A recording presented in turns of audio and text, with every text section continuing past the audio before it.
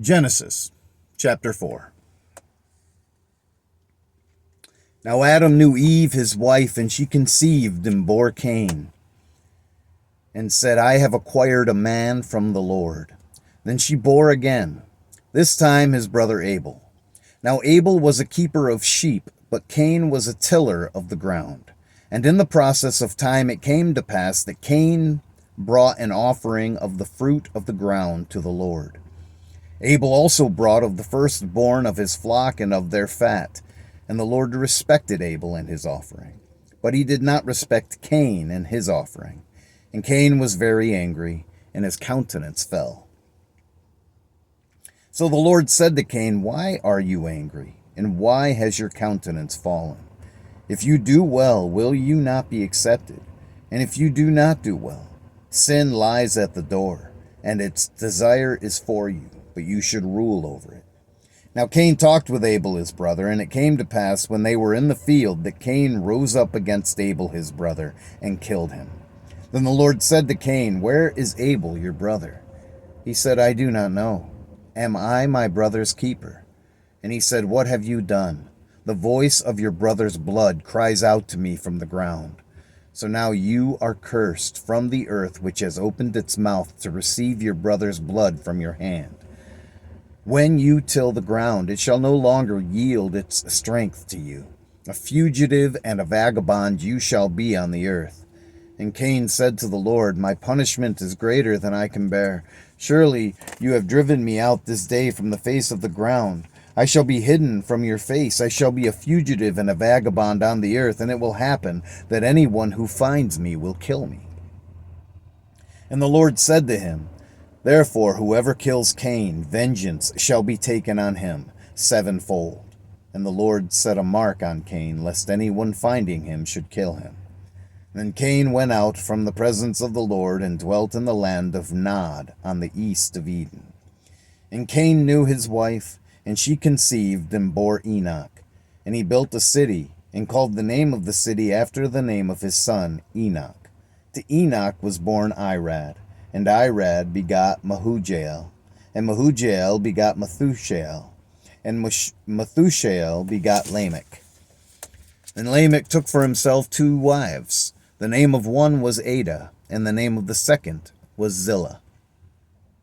And Ada bore Jabal. He was the father of those who dwell in tents and have livestock. His brother's name was Jubal. He was the father of all those who play the harp and flute. And as for Zillah, she also bore Tubal-Cain, an instructor of every craftsman in bronze and iron, and the sister of Tubal-Cain was Naamah. Then Lamech said to his wives, Ada and Zillah, hear my voice. Wives of Lamech, listen to my speech, for I have killed a man for wounding me, even a young man for hurting me. If Cain shall be avenged sevenfold, then Lamech 77-fold. And Adam knew his wife again, and she bore a son, and named him Seth. For God has appointed another seed for me instead of Abel, whom Cain killed. And as for Seth, to him also a son was born, and he named him Enosh. Then men began to call on the name of the Lord. Genesis chapter 5. This is the book of the genealogy of Adam. In the day that God created man, he made him in the likeness of God. He created them male and female, and blessed them, and called them mankind in the day they were created. And Adam lived 130 years, and begot a son in his own likeness, after his image, and named him Seth. After he begot Seth, the days of Adam were 800 years, and he had sons and daughters. So all the days that Adam lived were 930 years, and he died. Seth lived 105 years, and begot Enosh. After he begot Enosh, Seth lived 807 years, and had sons and daughters. So all the days of Seth were 912 years, and he died. Enosh lived 90 years, and begot Canaan. After he begot Canaan, Enosh lived 815 years, and had sons and daughters. So all the days of Enosh were 905 years, and he died. Canaan lived 70 years, and begot Mahalalel. After he begot Mahalalel, Canaan lived 840 years and had sons and daughters. So all the days of Canaan were 910 years, and he died. Mahalalel lived 65 years and begot Jared. After he begot Jared, Mahalalel lived 830 years and had sons and daughters. So all the days of Mahalalel were 895 years, and he died. Jared lived 162 years and begot Enoch. After he begot Enoch, Jared lived 800 years and had sons and daughters. So all the days of Jared were 962 years, and he died.